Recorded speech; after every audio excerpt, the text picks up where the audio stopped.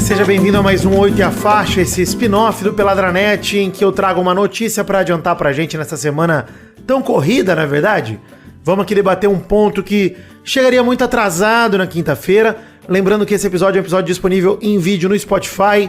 Eu sou o Vidani, o 8, tô com a faixa de capitão aqui, com essa camisa linda do Bolívar que eu ganhei da galera da Originais do Fute, que daqui a pouco eu falo deles.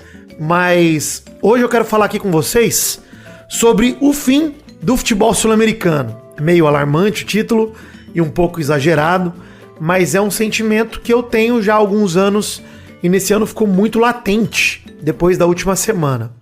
Em primeiro lugar, quero dizer que Flamengo e o Palmeiras não tem nada a ver com isso e são times excepcionais, excelentes e merecem estar na final da Libertadores. Impressionante como são superiores aos seus adversários, seja dentro do Brasil, seja fora do Brasil.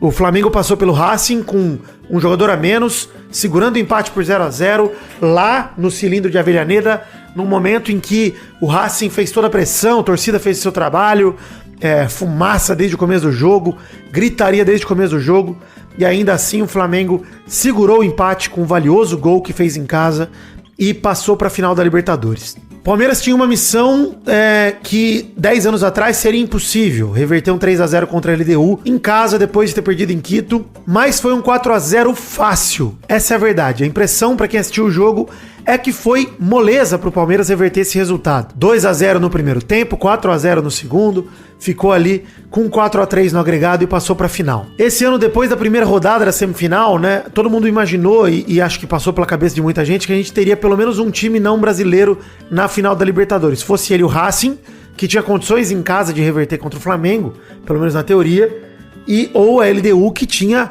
a faca e o queijo na mão depois de um 3-0 e deveria vir pra retrancar o jogo. E não foi nem isso que conseguiu fazer, não conseguiu fazer nada. O Thiago Nunes ainda saiu reclamando do gramado de forma patética. Ele que teve seu melhor ano de trabalho à frente do Atlético Paranaense com o gramado sintético, ele pateticamente quis culpar algo que não faz o menor sentido para um treinador com o histórico dele. E aí eu fui levantar, porque eu tive a impressão que, caraca, faz muito tempo que só tem brasileiro nas finais, né? A exceção do Boca em 2023, desde 2020 são 11 equipes brasileiras em finais e uma estrangeira, o Boca em 23. Então, lembrando que em 2019 teve Flamengo e River, então se contar 2019 são 7 finais, 12 brasileiros, 2 argentinos e é isso aí.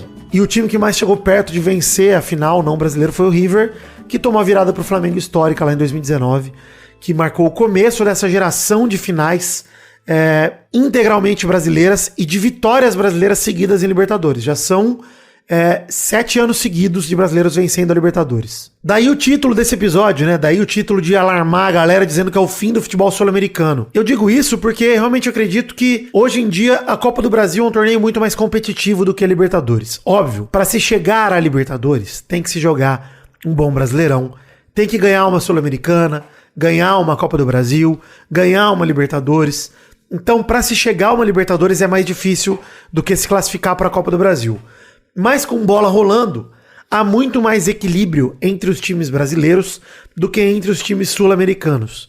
Tanto que os jogos mais emocionantes das Libertadores recentes são entre clubes brasileiros, né? E acho que fica a imagem de que o Brasileirão e o futebol brasileiro como um todo tem um nível muito mais competitivo e superior ao resto da América do Sul. O abismo tá maior do que nunca. E aí o que fazer, né? O que fazer frente a um cenário em que não há mais competitividade em relação a continente para a nação Brasil em comparação com as outras nações. Porque não adianta mentir, galera. Essa é a verdade. O salto, o gap financeiro ficou tamanho que os times são muito melhores aqui.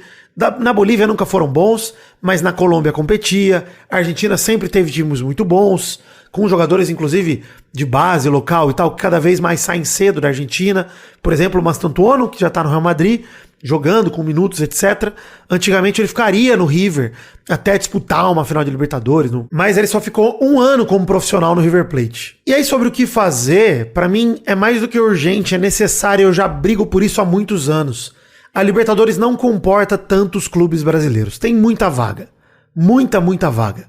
Pra mim tem que tirar uma vaga, pelo menos uma, de times brasileiros da pré-Libertadores. Eliminar, distribuir para outros países por sorteio, por país sede da final, sei lá como quer fazer isso, mas não faz sentido o Brasil ter tanta vaga assim, pelo menos uma vaga tem que limar. Porque a gente tem vencido com frequência a Libertadores, e apesar de o último campeão da Sul-Americana ter sido o Atlético Paranaense em 2021, a gente foi para todas as finais, né, até agora, inclusive a atual com o Galo. Então a gente teve São Paulo perdendo para Independente Del Valle em 22, Fortaleza perdendo para LDU em 23, Cruzeiro perdendo para o Racing no ano passado, e esse ano o Galo vai para a final de novo. Então a gente tem times brasileiros dominando também a Sul-Americana, por mais que lá ainda exista uma competitividade de times que costumavam e costumam ir bem em Libertadores, né? Racing, LDU, Independente Del Valle e por aí vai. O Atlético Paranaense venceu em 2021 contra o Red Bull Bragantino.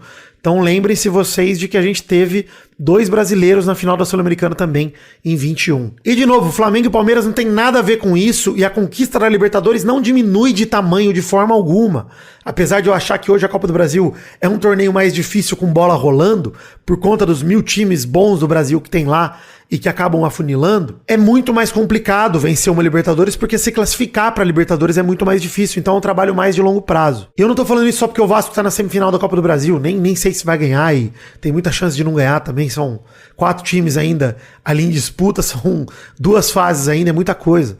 Então, antes que me acusem de clubista, falar, por causa do Vasco, ele tá falando, a Libertadores é muito maior que a Copa do Brasil, e a conquista do Palmeiras e do Flamengo segue sendo impressionante. São os 2 times que figuraram em mais finais, inclusive desde 2019. Um dos 2 vai ser o primeiro tetra da história do Brasil, e merecem todo o louvor. Inclusive o trabalho do Felipe Luiz chega ao seu clímax, né, ao seu ápice, de maneira estrondosa e assustadora, assim. E nem preciso falar sobre o Abel e sobre o pacto e sobre essa mística grandiosa de levar o Palmeiras a mais uma final de Libertadores. O Abel pode vencer sua 3ª final de Libertadores à frente do Palmeiras em pouco mais de 5 anos desde a sua chegada, né? E eu optei falar sobre o cenário do futebol sul-americano, que é óbvio que vamos levar para o Pelada a discussão sobre Flamengo e Palmeiras e especular sobre a final de Libertadores.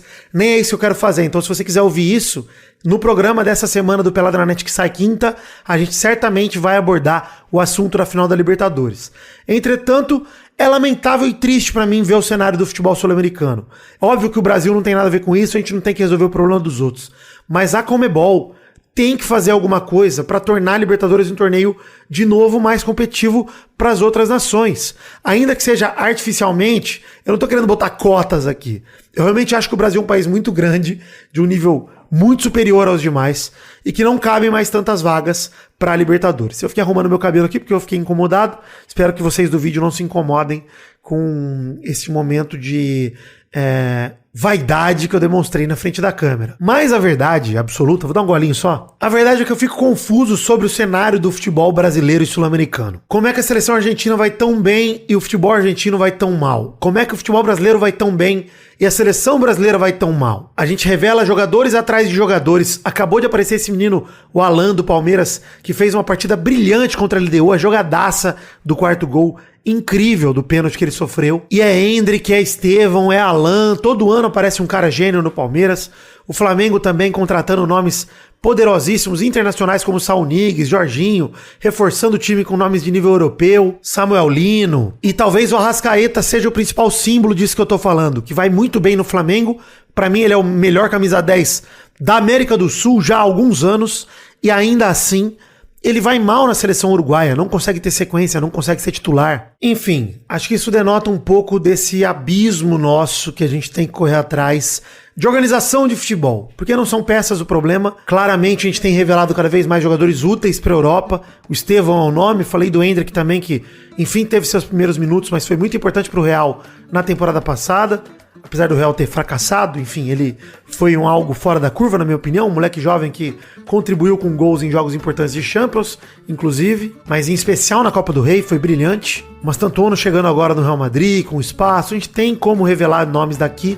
E por que nosso campeonato sul-americano tá num nível tão triste e deplorável é algo a se refletir. em especial desafio pra Conmebol aí, dá uma pensada nisso tudo. Nesse início de semana pós-finados, fazemos o velório do tradicional futebol sul-americano, faleceu na última semana, e agora é entregue ao seu pai o futebol brasileiro. Está de joelhos, rendido, maltratado e não parece ter muita esperança para retornar em breve. Comente o que você achou no post desse episódio no Spotify ou nas redes sociais e entre no site do Peladinha, peladranet.com.br, para você clicar em todos os links e acompanhar tudo que a gente faz aqui pelo Peladinha, entrar nos grupos de Telegram, seguir a gente nas redes sociais, enfim. Tem originais do FUT, com produtos originais tanto novos quanto usados, material de época desde anos 90, 2000 até os dias atuais. Mais de 3.000 peças diferentes no catálogo, loja física em São Paulo, Rua Desembargador do Vale 1060 ali em Perdizes, frete grátis para todo o Brasil, site todo em até 6 vezes sem juros, originaisdofute.com. Lembrando que eles também têm a Mystery Box, que todo mês você recebe uma camisa de time diferente na sua casa, e essa lindíssima do Bolívar eu recebi na Mystery Box deles. Para assinar, originaisdofute.com.br. É um serviço diferente, um site diferente. Vai lá e assine que você pode ganhar uma camisa linda como essa. Dá uma olhada. Ó, que linda, ó. Essa é bonita. E minha bundinha pra vocês também. Essa camisa não tem o 8, então eu usei o 8 do copo pra me justificar. Siga o Instagram deles, @originaisdofute_, que as novidades diárias sempre aparecem lá primeiro. E ouvinte do Peladinha tem cupom PELADA10 com 10% de desconto. Inclusive, se você estiver em São Paulo e aparecer na loja física, fala no balcão que é nosso ouvinte, você ganha o desconto ao vivo também. E atenção, povo de Curitiba, Paraná, no próximo dia 8 de novembro, vulgo sábado, estarei fazendo stand-up no Curitiba Comedy Club, no bairro da Santa Felicidade, durante o show do Paulo Mansur. Vai ser mais um open mic nessa minha empreitada na comédia. Conto com tua presença por lá. Tem link na descrição para você comprar seu ingresso. Colabore com o que couber no seu orçamento no financiamento coletivo e me ajude a produzir cada vez mais conteúdo aqui no Peladinha, no Apoia-se, no Patreon ou na nossa chave Pix, que é o e-mail podcast@peladranet.com.br. E o programa da semana passada teve ouvinte Cris, Bruno Morilha gravou com a gente. Se quiser gravar com a gente, só colaborar com R$300, que você sentará à mesa conosco para trocar ideia e dar seus palpites também. É isso, gente. Fiquem com Deus. Um beijo, um queijo e até a semana que vem, não. Até quinta-feira para mais um episódio quentinho do Peladranet. Alegria!